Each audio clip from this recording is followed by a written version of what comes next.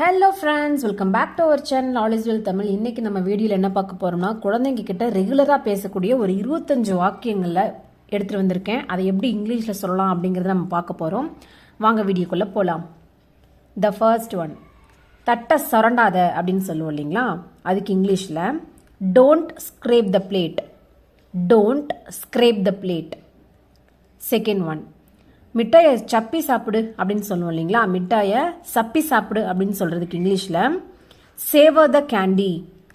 சேவர் த candy. கேண்டினா மிட்டாய். ஓகேங்களா. Next, சாப்பாட்டை மெல்லி விழுங்கு.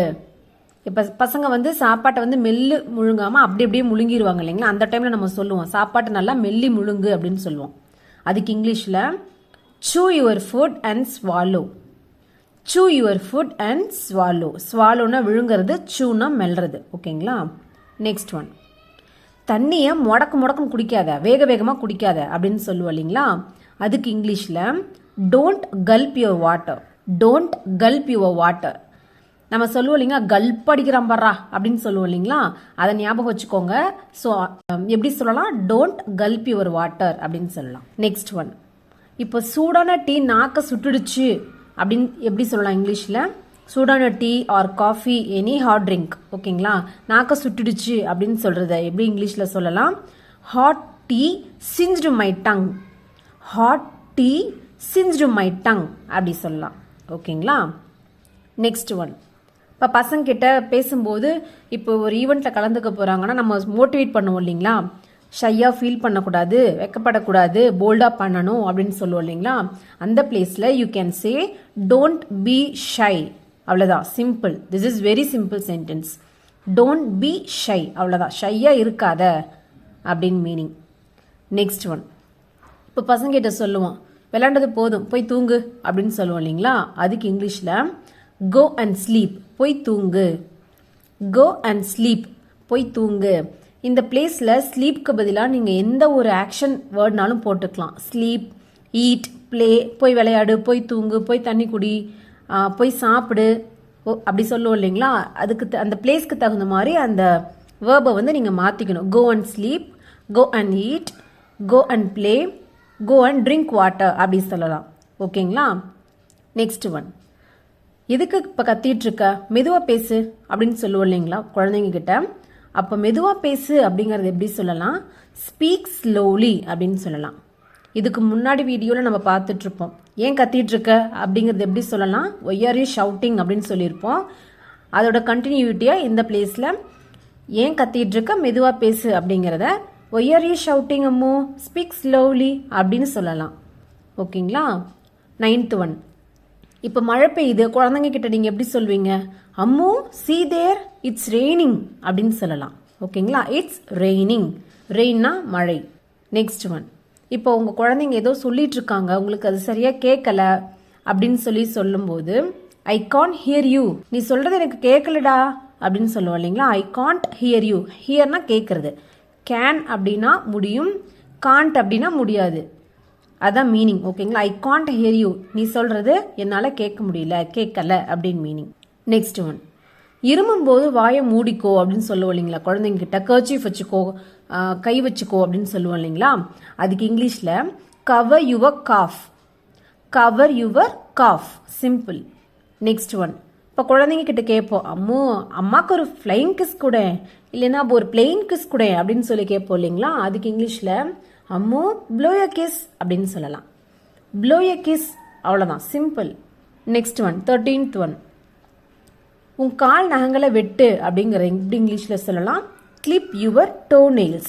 கிளிப் யுவர் டோ நெயில்ஸ் அப்படின்னா உன் கால் நகங்களை வெட்டு அப்படின்னு meaning. Next one, 14th one, இப்போ வீட்டில் குழந்தைங்க கிட்ட ஹைட் அண்ட் சீக் விளையாடுறீங்க, இல்லை பசங்க கூட விளையாடுறாங்க அப்படின்னா, அம்மோ நீ போய் கண்ணை மூடிக்கிட்டு 1லேருந்து 10 வரைக்கும் என்ன அப்படின்னு சொல்லுவோம் இல்லைங்களா, அதுக்கு இங்கிலீஷில் ஹவ் யூ கேன் சே, அம்மோ close your eyes and count till 10. ஓகேங்களா. Close your eyes and count till 10. Till அப்படின்னா வரை அப்படின்னு மீனிங். ஓகேங்களா. 10 அப்படின்னா நம்பர் 10, 10 வரைக்கும் என்னமோ அப்படின்னு சொல்றது. ஓகே.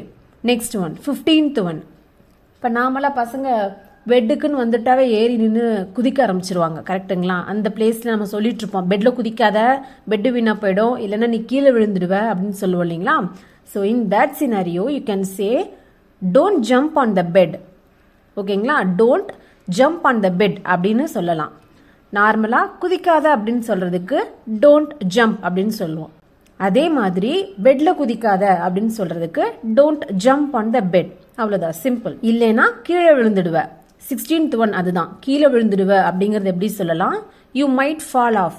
இப்போ 15th சென்டென்ஸும் 16th சென்டென்ஸும் சேர்த்து சொல்லுங்க பார்க்கலாம். பெட்ல குதிக்காத, இல்லைன்னா நீ கீழே விழுந்துடுவ.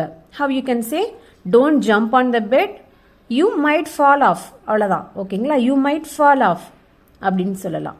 17th ஒன், இப்போ குழந்தைங்கிட்ட கதவை வந்து லேசா ஓப்பன் பண்ணி வைடா அப்படின்னு சொல்லுவோம் இல்லைங்களா? அது எப்படி இங்கிலீஷ்ல சொல்லலாம்? Keep the door partly open அப்படின்னு சொல்லலாம். Keep the door partly open அப்படின்னு சொல்லலாம். Next one, 18th one.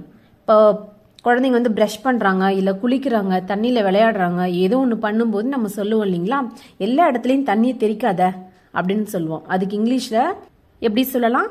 Don't splash water everywhere. Don't splash water everywhere. எவ்ரிவேர்னா எல்லா இடத்துலையும். ஸ்பிளாஷ் அப்படின்னா தெரிக்கிறது, ஓகேங்களா? Don't splash water everywhere. Okay, next one, 19th one. இப்போ ஸ்விட்சை வந்து ஆன் ஆஃப் பண்ணிட்டே இருப்பாங்க ஒரு சில குழந்தைங்க. நம்ம சொல்லுவோம் ஸ்விட்சை தொடாத, ஷாக் அடிச்சிரும் அப்படின்னு சொல்லுவோம் இல்லைங்களா? In that scenario you can say don't touch the ஸ்விட்ச். டோன்ட் டச் த ஸ்விட்ச் அப்படின்னா ஸ்விட்சை தொடாத அப்படின்னு அர்த்தம். ஷாக் அடிக்கும் அப்படின்னு எப்படி சொல்லலாம் இங்கிலீஷ்ல? You may get an electric shock. This is the 20th sentence. You may get an electric shock. Okay, all together, how you can say don't touch the switch, you may get an electric shock. Switch தொடாத, இல்லைனா உனக்கு shock அடிக்கும் அப்படின்னு சொல்லலாம். Okay, next one. இப்போ குழந்தைங்க எதிர்த்து பேசும்போது நம்ம சொல்லுவோம் எதிர்த்து பேசாத அப்படின்னு சொல்லுவோம் இல்லைங்களா? அதுக்கு இங்கிலீஷில் don't answer back. Don't answer back அப்படின்னு சொல்லலாம். இதே திரும்ப திரும்ப பேசாத அப்படின்னு சொல்லுவோம் இல்லைங்களா? அந்த பிளேஸ்ல நீங்க don't talk back. Don't talk back அப்படின்னு சொல்லலாம். நெக்ஸ்ட் ஒன், ஒரு சில குழந்தைங்க சாப்பாட்டை வந்து இப்போ ஸ்கூலுக்கு போகிறவங்களா இருக்கட்டும், காலேஜ் போகிறவங்களா இருக்கட்டும், வேக வேகமாக சாப்பிடுவாங்க. நல்லா சூ பண்ணாமல் விடுக்குன்னு முழுங்குறது. அதாவது மெல்லவே மாட்டாங்க, அப்படியே நேராக முழுங்குறது. அப்போ வந்து சொல்லுவோம் சாப்பாட்டை விடுக்குன்னு முழுங்காதடா, சாப்பிடாதடா அப்படின்னு சொல்லுவோம் இல்லைங்களா? அப்போ எப்படி சொல்லலாம்? Don't gobble the food. Don't gobble the food. Okay. Next one, 24th sentence. விடுக்குன்னு முழுங்காத, மெதுவா சாப்பிடு அப்படின்னு சொல்லுவோம். Don't gobble the food, eat slowly. மெதுவா சாப்பிடு. Eat slowly அப்படின்னு சொல்லலாம். Last but not the least, the 25th sentence is stop complaining. Stop complaining. இப்போ பசங்க வந்து விளையாண்டுட்டு இருக்காங்க, ரெண்டு பேரும் மாற்றி மாற்றி வந்து கம்ப்ளைண்ட் பண்ணிட்டு இருக்காங்க அப்படின்னா இன் that scenario you can say stop complaining அப்படின்னு சொல்லலாம். புகார் செய்யறத நிப்பாட்டுங்க, கம்ப்ளைண்ட் பண்ணுறதை ஸ்டாப் பண்ணுங்க அப்படின்னு சொல்லலாம். ஓகே ஃப்ரெண்ட்ஸ், இந்த வீடியோவில் நம்ம 25 சென்டென்சஸ் பார்த்துருக்கோம். இது ரொம்ப உங்களுக்கு ஹெல்ப்ஃபுல்லாக இருக்கும்னு நினைக்கிறேன். நீங்கள் டெய்லி லைஃப்பில் இந்த வீடியோ பார்க்கறது மட்டும் இல்லாமல் அந்த சிச்சுவேஷனுக்கு ஏற்ற மாதிரி எல்லா சென்டென்ஸையும் நீங்கள் இங்கிலீஷில் வந்து குழந்தைங்ககிட்ட பேசுங்க. உங்களுக்கும் கம்யூனிகேஷன் ஸ்கில் இம்ப்ரூவ் ஆகும். Your child also will learn English from you. ஓகேங்களா? இந்த வீடியோ பிடிச்சதுன்னா லைக் பண்ணுங்க, ஷேர் பண்ணுங்க, சப்ஸ்கிரைப் பண்ணுங்க. Thank you for clicking this video. Bye bye.